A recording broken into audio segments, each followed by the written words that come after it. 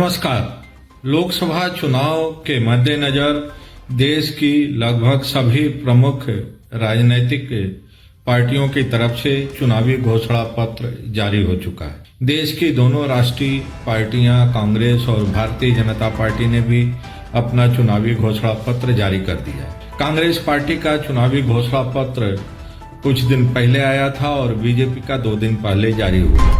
3.5 दशक का अनुभव, बेलगाम सवालों का जवाब जो नहीं है किसी के पास। वासेंद्र मिश्र के साथ देखिए संवाद। बीजेपी के चुनावी घोषणा पत्र को लेकर कांग्रेस पार्टी ने तीखी प्रतिक्रिया जाहिर की है।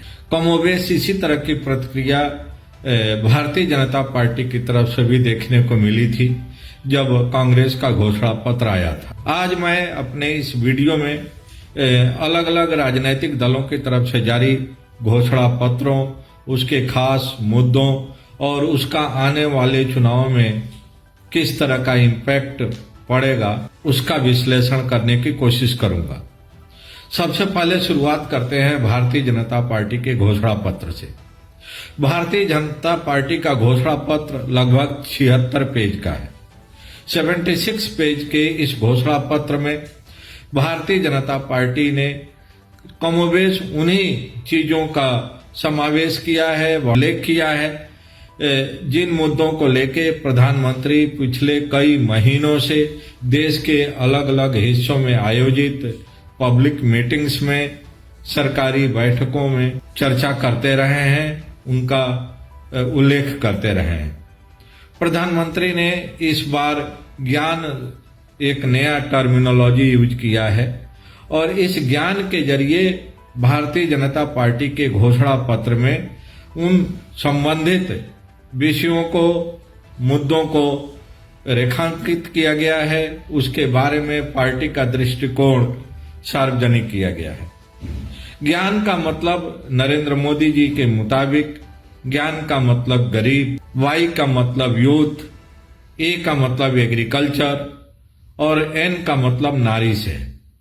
यानी नरेंद्र मोदी ने इन 5 तबकों को ध्यान में रख के भारतीय जनता पार्टी ने इन 5 तबकों को पर केंद्रित करते हुए अपने पार्टी का दृष्टिकोण, अपने पार्टी का संकल्प दोहराया है और पार्टी ने साफ किया है कि सत्ता में आने के बाद भारतीय जनता पार्टी के नेतृत्व में एनडीए की सरकार इन चुनावी घोषणा पत्रों को में कही गई बातों को, दिए गए वायदों को पूरा करेगी। प्रधानमंत्री ने यह भी साफ किया है कि उनकी सरकार ने अभी से नेक्स्ट 100 डेज का रोड मैप तैयार कर लिया है और चुनाव खत्म होते ही जब तीसरी बार वे प्रधानमंत्री की जिम्मेदारी संभालेंगे तो आने वाले 100 दिनों के अंदर चुनावी घोषणा पत्र में कहे गए उन सभी वायदों को पूरा करने की कोशिश की जाएगी। प्रधानमंत्री की तरफ से जो ऐलान किया गया है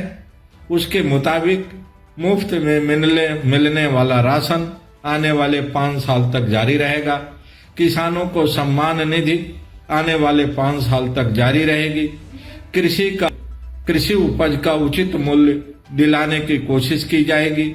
इसके अलावा युवकों को, महिलाओं को उनका सम्मान पूर्वक समायोजन किया जाएगा, उनका हक दिलाया जाएगा। प्रधानमंत्री ने यह भी कहा है कि जिस तरह का भविष्य वे बनाना चाहते हैं, विकसित भारत का जो उनका सपना है उसका पूरा करने के लिए किसानों के अलावा महिलाओं और नौजवानों की महत्वपूर्ण भूमिका होगी और इसीलिए उन्होंने अपने चुनावी संकल्प पत्र में महिलाओं और नौजवानों पर भी विशेष जोर दिया है। सीधे तौर पर बेरोजगारी और महंगाई का उल्लेख नहीं किया गया है, लेकिन चुनावी घोषणा पत्र में भारतीय जनता पार्टी ने ये वायदा किया है कि आने वाली सरकार इन मुद्दों पर भी गंभीरता से विचार करेगी और इसको दूर करने की कोशिश करेगी। भारतीय जनता पार्टी के इस चुनावी घोषणा पत्र पर कांग्रेस पार्टी ने तीखी प्रतिक्रिया जाहिर करते हुए कहा है कि यह संकल्प पत्र न होकर या चुनावी घोषणा पत्र न होकर एक तरह से माफीनामा है, माफी पत्र है, जो कि भारतीय जनता पार्टी की सरकार ने देश की जनता के सामने रखा है। कांग्रेस के राष्ट्रीय अध्यक्ष से लेकर पार्टी के तमाम महत्वपूर्ण नेताओं ने भारतीय जनता पार्टी के घोषणा पर बिंदुवार आलोचना किया है।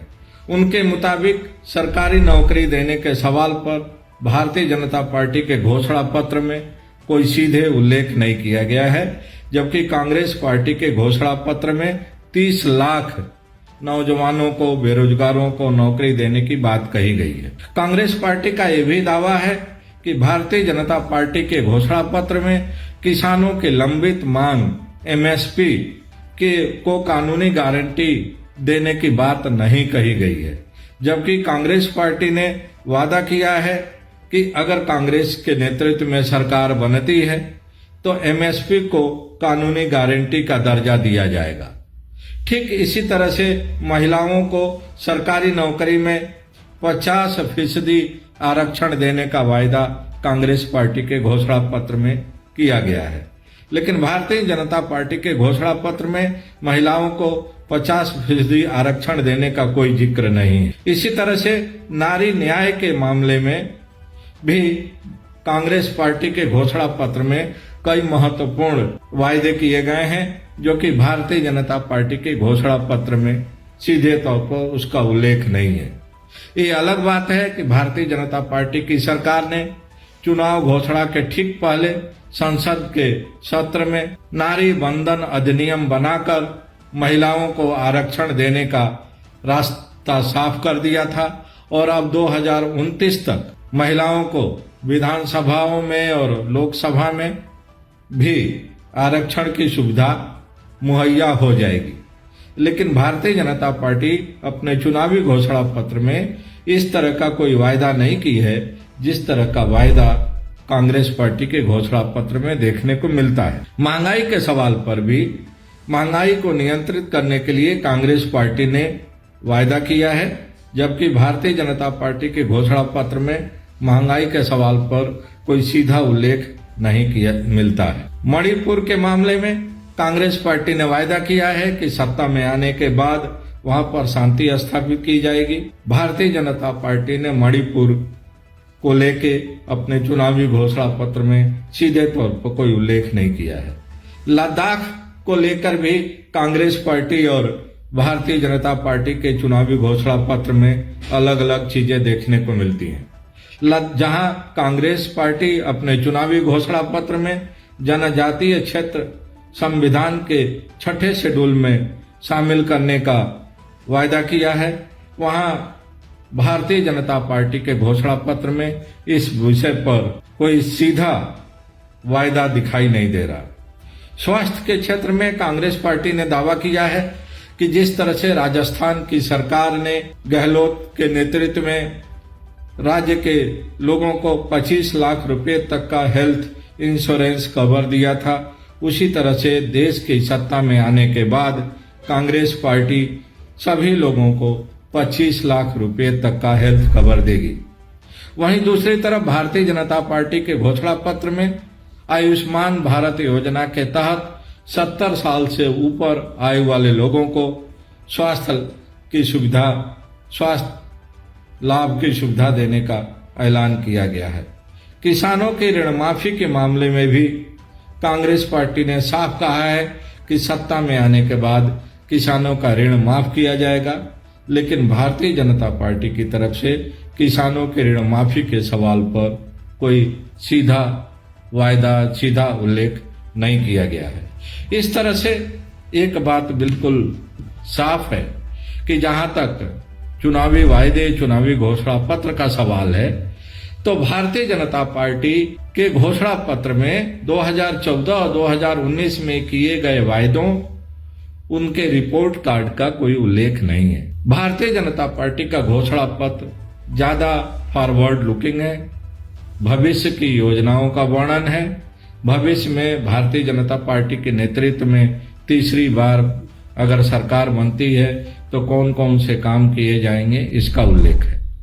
लेकिन कांग्रेस पार्टी के घोषणा पत्र में उन तमाम बातों का जिक्र है जिसको लेकर कांग्रेस पार्टी पिछले कई वर्षों से नरेंद्र मोदी की सरकार को संसद के अंदर, संसद के बाहर, देश की अदालतों में घेरने की कोशिश करती रही है। यहाँ तक कि जो सेना में भर्ती के योजना है नरेंद्र मोदी की सरकार की, उसके बारे में भी कांग्रेस पार्टी ने अपना दृष्टिकोण जाहिर किया है। अग्निपथ योजना को खत्म करके रेगुलर भर्ती की जो नीति थी उसको बहाल करने का वायदा कांग्रेस के भी घोषणा पत्र में है, अखिलेश यादव की समाजवादी पार्टी के भी घोषणा पत्र में है, तेजस्वी यादव की राष्ट्रीय जनता दल के भी घोषणा पत्र में है, और इस तरह के उन तमाम गैर बीजेपी दलों की तरफ से जारी अलग अलग मैनिफेस्टोज में उन बातों का जिक्र है जिन बातों को लेके भारतीय जनता पार्टी अपने चुनावी घोषणा पत्र में कोई सीधा वायदा, सीधा कमिटमेंट करने से परहेज कर गई है। तो इस तरह से हम कह सकते हैं लगभग सभी दलों की तरफ से चुनावी घोषणा पत्र जारी हो चुके हैं। अब देश की जनता को तय करना है कि किस दल का चुनावी घोषणा पत्र उसके लिए कितना फायदेमंद है, कितना विश्वसनीय है, और अगर देश की जनता चुनावी घोषणा पत्रों को आधार पर उनका परीक्षण करके अपना मताधिकार का प्रयोग करती है तो अब देखना होगा कि आने वाले वक्त में इसका सर्वाधिक लाभ किस पार्टी को, किस संगठन को, किस नेता को मिलता है। नमस्कार, थैंक यू।